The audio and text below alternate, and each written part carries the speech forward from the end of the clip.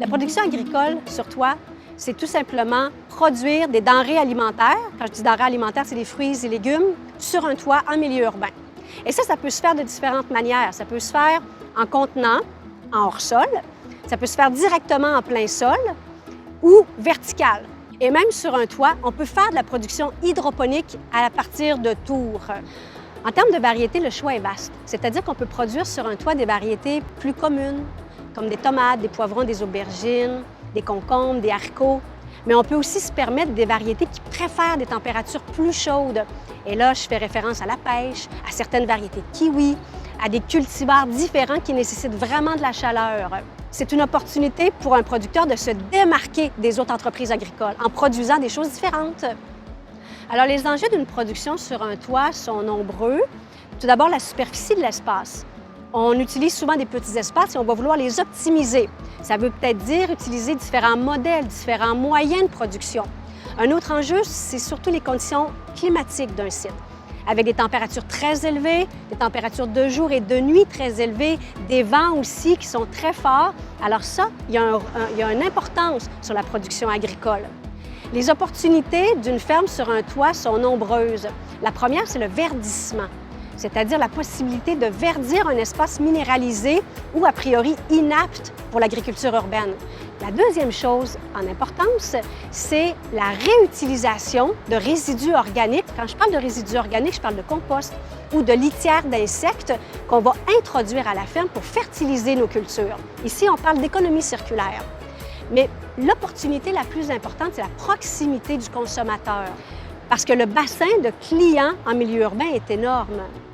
Alors, comme par exemple, ici au Palais des Congrès, on travaille depuis plusieurs années avec Capital Traiteur, qui est le traiteur exclusif du Palais des Congrès. La quasi-totalité de la récolte est transformée, utilisée dans les cuisines du Palais des Congrès.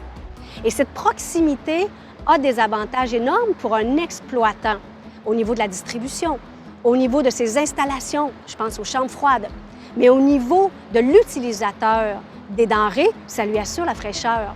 Et ça, c'est très important.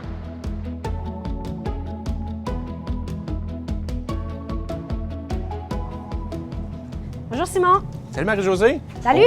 On a fait une super belle récolte. Est-ce que je peux te montrer ça? Ben oui, j'arrive tout de suite. Là.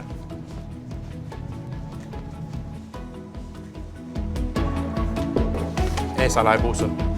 Oui, c'est super beau. Ça a été une super belle récolte aujourd'hui. On a récolté des nouveaux poivrons, une nouvelle variété, c'est les cupides. Génial. Oui, alors ils font, ils ont un petit peu de semences, là, mais ils sont vraiment faciles à cuisiner. Et je vais te montrer surtout cette variété de tomates-là.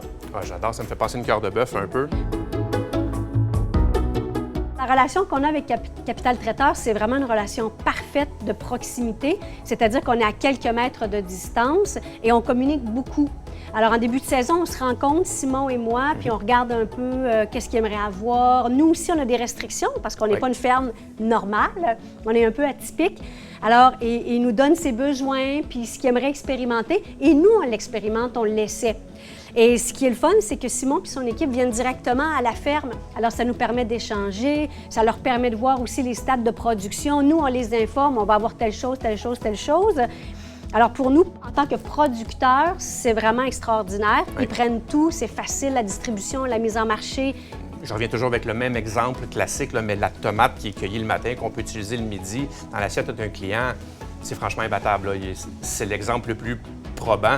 Mais justement, comme tu disais aussi, les discussions en début d'année, ça nous permet toujours d'aller choisir quel produit on veut utiliser. Année après année, on apprend de nos erreurs, on sait quels produits ont mieux fonctionné, puis ça nous permet un petit peu de raffiner nos sélections. Mais on se garde tout le temps une marge de manœuvre pour les nouveautés puis pour le développement aussi. Oui, on aime ça beaucoup. À chaque année, on teste des nouvelles variétés. Alors, pour toi, c'est intéressant. Puis pour nous aussi, en tant que producteurs, c'est intéressant parce qu'on se dit, cette année, tiens, il fait chaud sur le toit, on va essayer des petits kiwis, on va essayer des petites choses. En même temps, c'est un contact qui est presque journalier. Ça nous permet justement de voir les gens qui font les récoltes, qui vont venir en cuisine pour les peser. Ça nous permet d'avoir cette proximité-là. On apprend à les connaître. Donc, ça devient